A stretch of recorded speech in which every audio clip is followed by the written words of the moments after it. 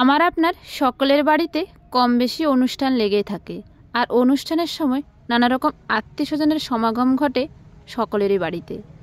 আজ আত্মীয় স্বজনের অনুরোধে আমি কিভাবে বাড়িতে রান্না করেছি আলু সয়াবিনের তরকারি, সেটাই আপনাদের সাথে শেয়ার করব।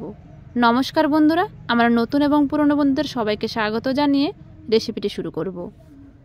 প্রথমে কড়াইতে সর্ষের তেল দিয়েছি। সর্ষের তেল দেওয়ার পর ফোড়নে দিয়েছি কালো জিরে, জিরে, তেজপাতা, শুকনো লঙ্কা। ফোড়ন থেকে সুন্দর একটা ফ্লেভার বেরিয়ে আসার পর আদা বাটা দিয়ে দেব। আদা বাটা দেওয়ার পর টমেটো কুচিও এদিকে দিয়ে দিয়েছিলাম। তারপরেই একটু কষিয়ে নেওয়ার পর রেগুলার মশলা দিয়ে দেব।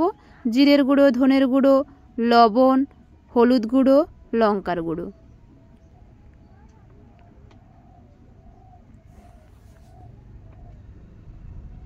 মশলার উপকরণ দেওয়ার পর একটু সামান্য জল দিয়ে মিনিট 5 ভালো করে কষিয়ে নেব।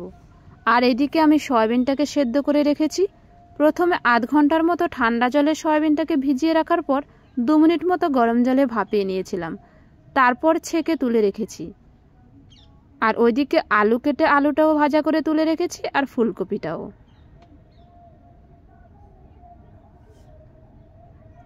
কিছুটা সময় কষিয়ে নেওয়ার পর সেদ্ধ করা সয়াবিনটা দিয়ে দেব।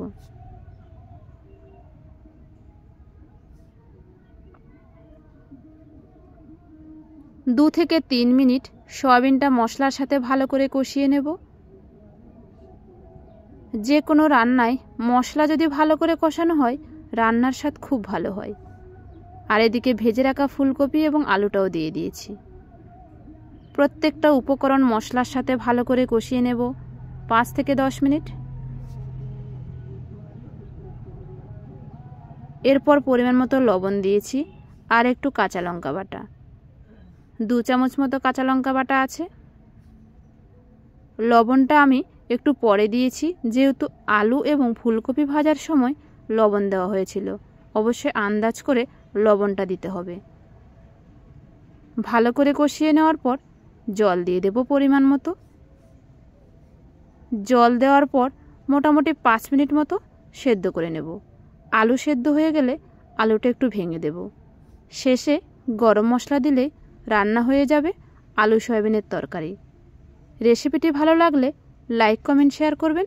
নতুন বন্ধু হলে চ্যানেলটিকে আজই সাবস্ক্রাইব করে নিন, যে কোনো নিত্য নতুন রেসিপি দেখার জন্য। আশা করি রেসিপিটি আপনাদের সকলেরই ভালো লেগেছে। এরকম নিত্য নতুন রেসিপি দেখার জন্য আপনারা আমার চ্যানেলের সঙ্গে থাকুন। এরপর আপনাদের সাথে দেখা হবে অন্য কোনো দারুণ স্বাদের রেসিপির সঙ্গে। আপনারা ততক্ষণে ভালো থাকুন, সুস্থ থাকুন, আনন্দে থাকুন, আর আমার এভাবেই পাশে থাকুন।